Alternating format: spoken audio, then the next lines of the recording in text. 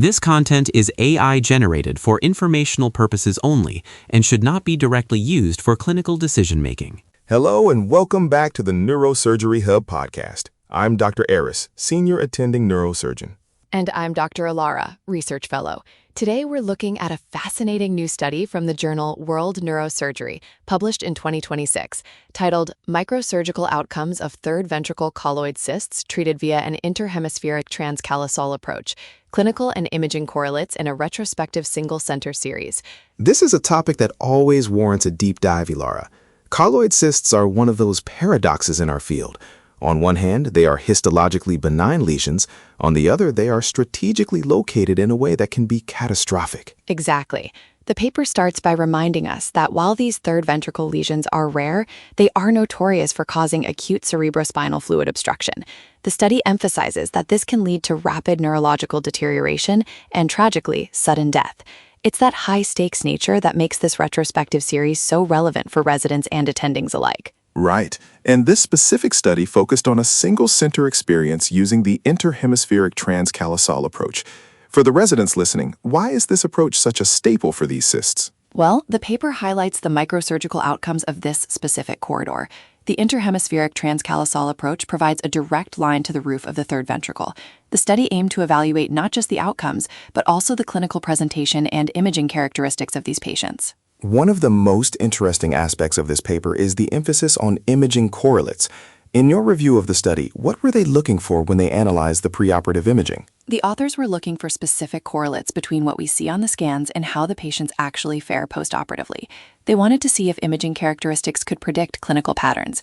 Specifically, they focused on how these imaging findings tied into the age-related patterns of clinical presentation. That's a key point.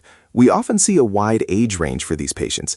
Did the study find a significant difference in how younger versus older patients presented? Yes, the abstract points to distinct age-related patterns.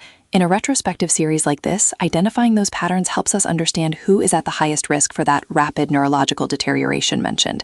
While the cyst is benign, the clinical course is anything but, and it seems the age of the patient influences that trajectory. Let's talk about the microsurgical outcomes.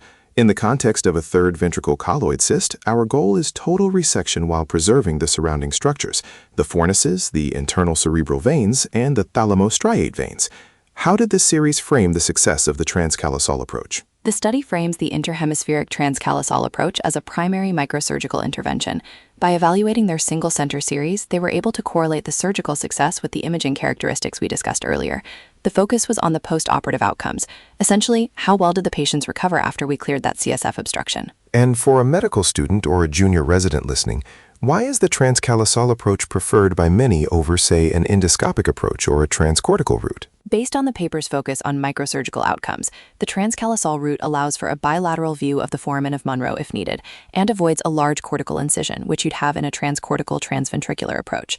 This study underscores the importance of this approach in managing the acute cerebrospinal fluid obstruction that defines the emergency presentation of these cysts. It's also about the clinical correlates.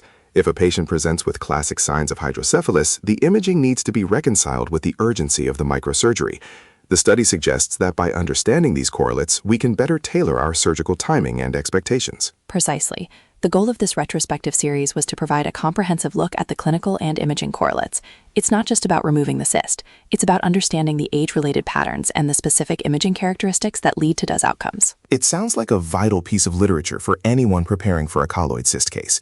It moves us beyond just seeing a lesion to understanding the nuances of how it affects the patient based on their age and the specific imaging features. Definitely.